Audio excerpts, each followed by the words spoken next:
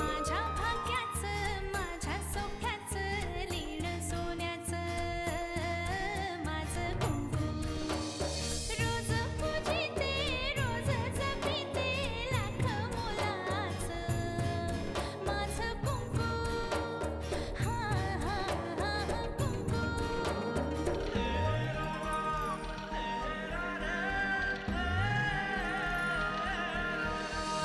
मन माझे घर झाले त्याचे मोर स्वप्नांचा दारी नाचे शब्द त्याचे अमृताचे स्पर्श त्याचे चांदण्याचे त्याच्या श्वासाचे त्याच्या डोळ्याचे गुज सांगते माझं कुंकू हा हा हा कुंकू हा हा हा कुंकू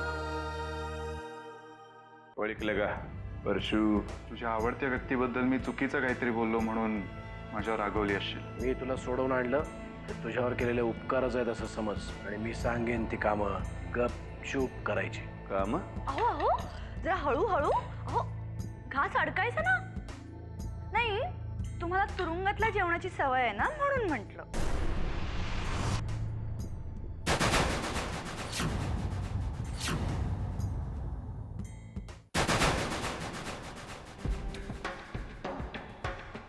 हात सोड कुठल्याही क्षणी अमृता इकडे येईल.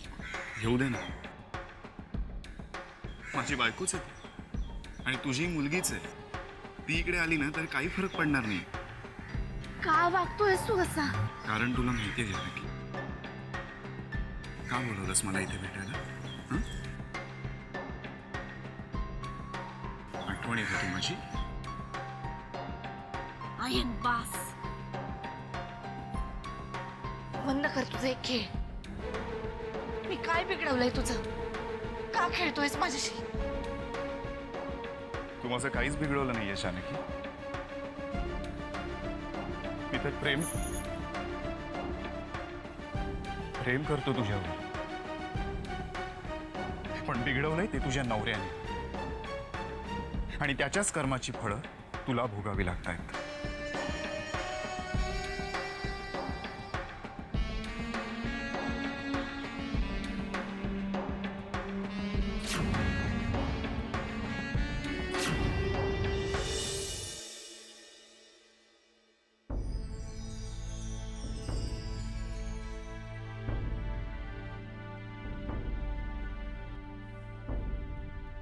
ठीक आहे. पैसे आहेत, ठेवून दे तुझ्याकडे. अरे बाबा दादा, मला पैसे नको आहेत. पैशाची गरज नाही मला, तुझ्या आशीर्वादांची गरज आहे. फक्त तुझे आशीर्वाद पाहिजे. या जगामध्ये पुन्हा एकदा मला स्वतःला सिद्ध करून दाखवायचंय. तू स्वतःला या आधीच सिद्ध केलंयस परशू.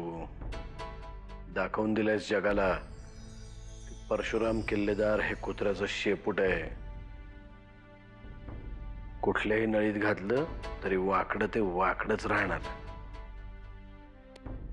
ठीक आहे, आता कुत्र्याचं शेपूट म्हण किंवा कुत्र म्हण, मी असं काही म्हणणार नाही बाबा. मी स्वतःहून म्हणून घेतो. मी तुझ्या दरवाजामध्ये बांधलेलं कुत्रा आहे, भुंकणार. कोणावर भुंकायचं आणि कोणाला चावायचं हे मी सांगेन परशू. जास्त स्वतःची अक्कल चालवायची नाही. पाथरकर माहीत असतील ना तुला? पाथरकर? त्यांचा धाकटा भाऊ मुंबईत एक बांधकाम व्यावसायिक आहे. हा, तो आहे. नवी मुंबईत सरकारी भूखंडावर त्याचं काम चाललंय.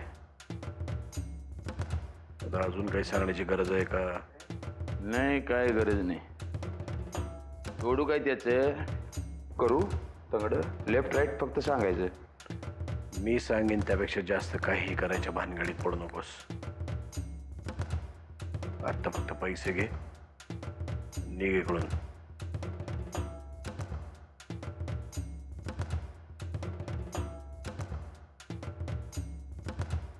पाथरकरने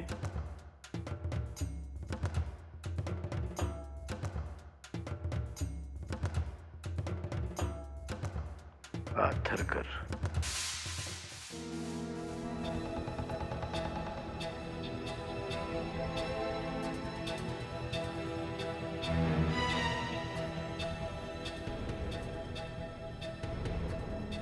आलीस तू? बरं सांग, जेवायला काय करू? पटकन तयारी.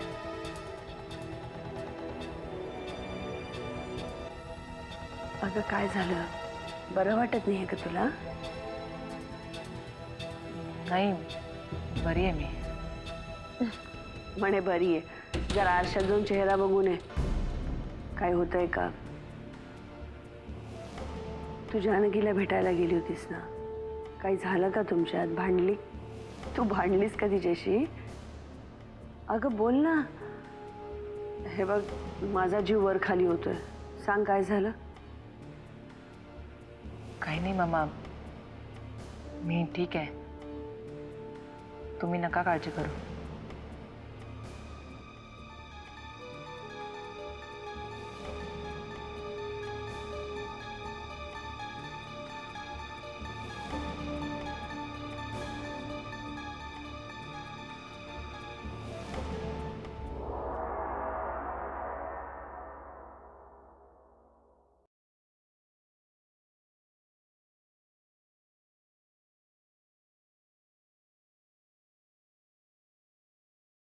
हे ताई, कुणाला फोन करते?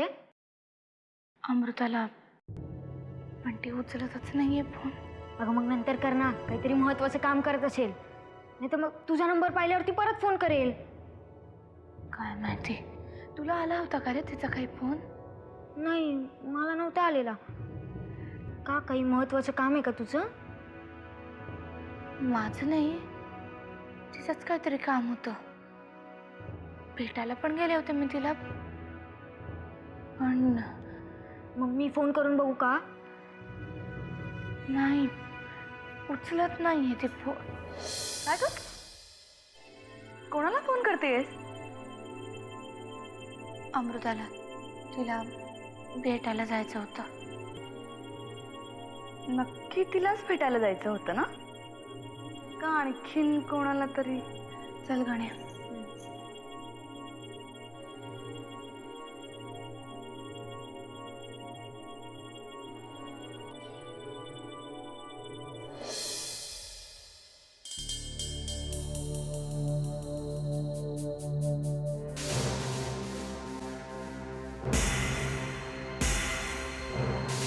ज्या ज्यावेळी जानकीने मला फोन केला त्यावेळी एकदाही तुझी चौकशी केली नाही.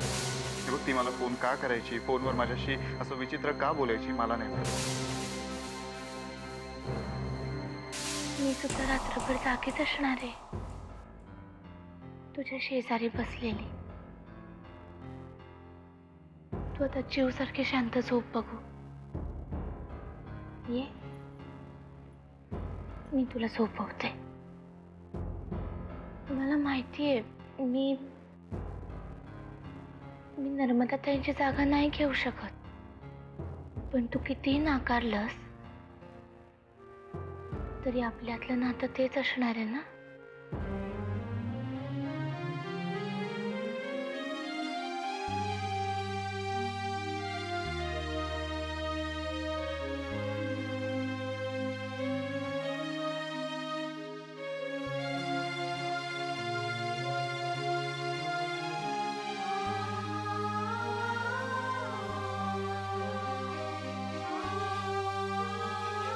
अंगाई अंगाई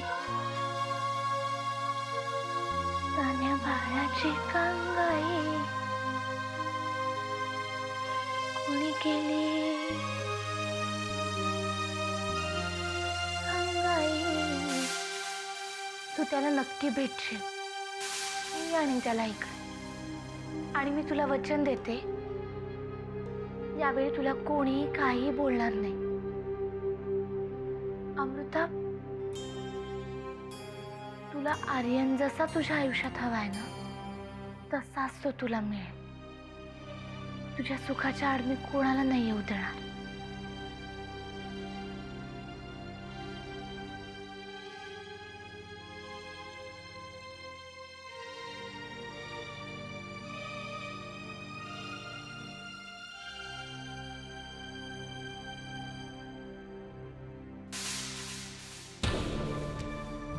मग अमृता, आता निर्णय तुला घ्यायचा आहे. तुझा माझ्यावर विश्वास आहे की जानकीवर? ऐका दमलो. का? नाही म्हणजे कुठे गेला होतास एवढं दमायला? अगं जना काका बरोबर प्रेसवर गेलो होतो. प्रेसवर कशाला? अलीकडे काम खूप वाढलंय ना. म्हटलं मम्मा एकटी कुठे कुठे पुरणार ना. काही जबाबदाऱ्या आपणही घ्याव्यात. गुड, चांगली गोष्ट आहे. मग प्रेसवरून डायरेक्ट घरीच आलास का? म्हणजे काय? After all I am a dedicated husband and you are my lovely wife. तुझ्या आठवणींनी ओढत आणलं मला घरी. तू तू बस, मी कॉफी आणते तुझ्यासाठी.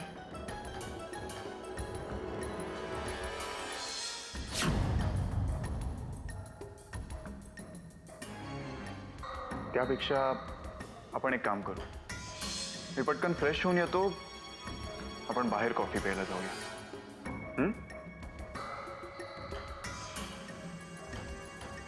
आलोच.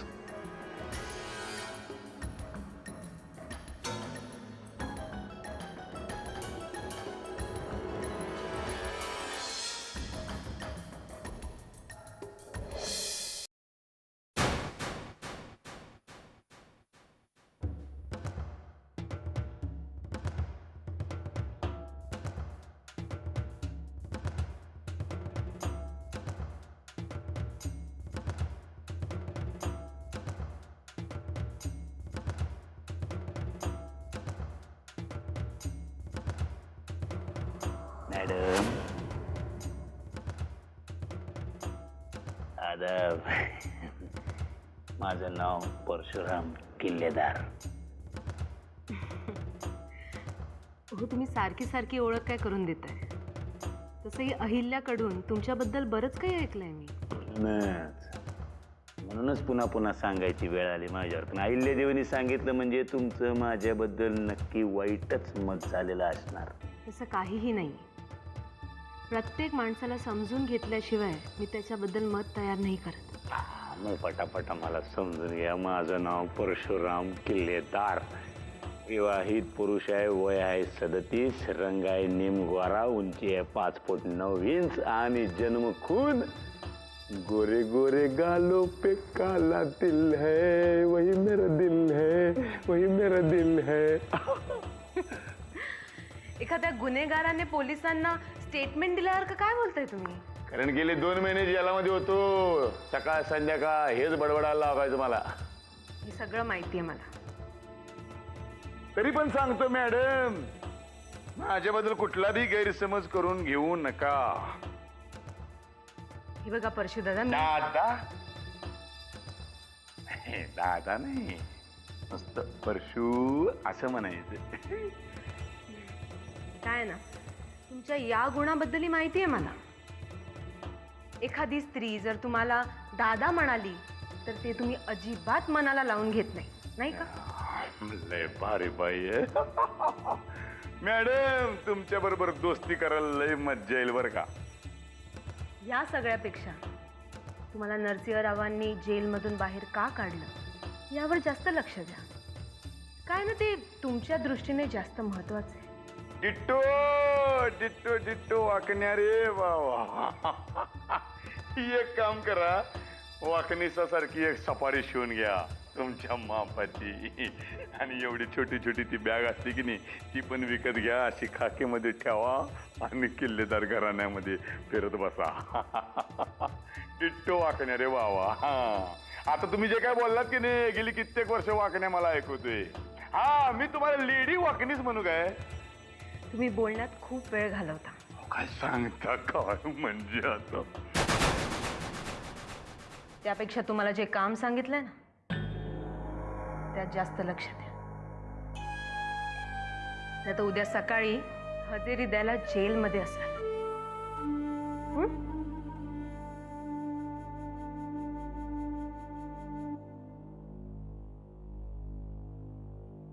परशू, गेल्या 2 महिन्यामध्ये खरोखरच लई बदल झालेत घरात. आणि ह्यो बदल आम्हाला लय आवडला.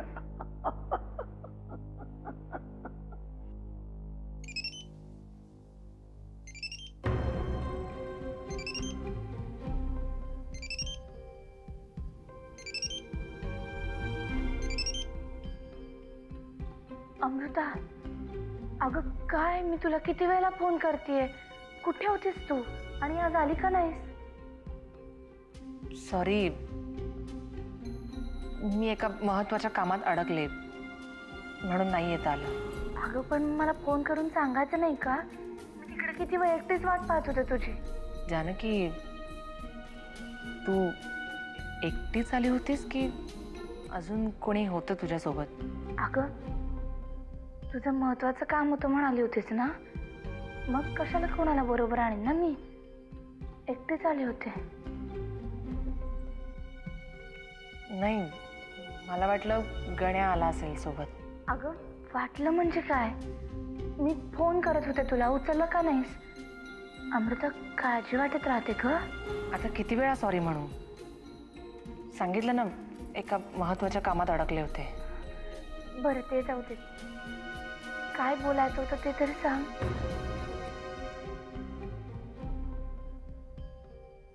नाही, आत्ता नको. वेळ आली की बोलेनच मी. बरं ठेवू, जरा घाईत आहे. हां,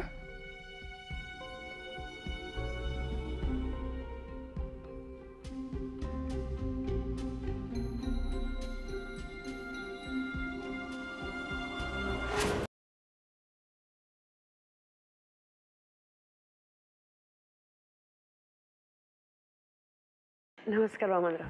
नमस्कार. तुम्ही अचानक असे? अमृता आहे ना घरात? हो. अमृता नसेल तर तुम्ही लगेच निघणार? नाही, असं नाही. तिला भेटावंसं वाटलं म्हणून आलो. आय होप मी तुम्हाला डिस्टर्ब नाही केलं. अजिबात नाही. अमृता तिच्या खोलीत आहे, मी बोलवते. वामन काका,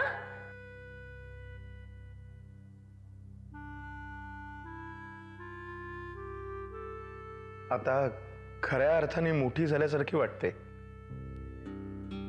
पूर्वी मी भेटलो की एकदम गळ्यात पडायची. नमस्कार काका. तुम्ही बसा, मी चहा पाण्याचं बघते. हो. चल ना आत बसूया.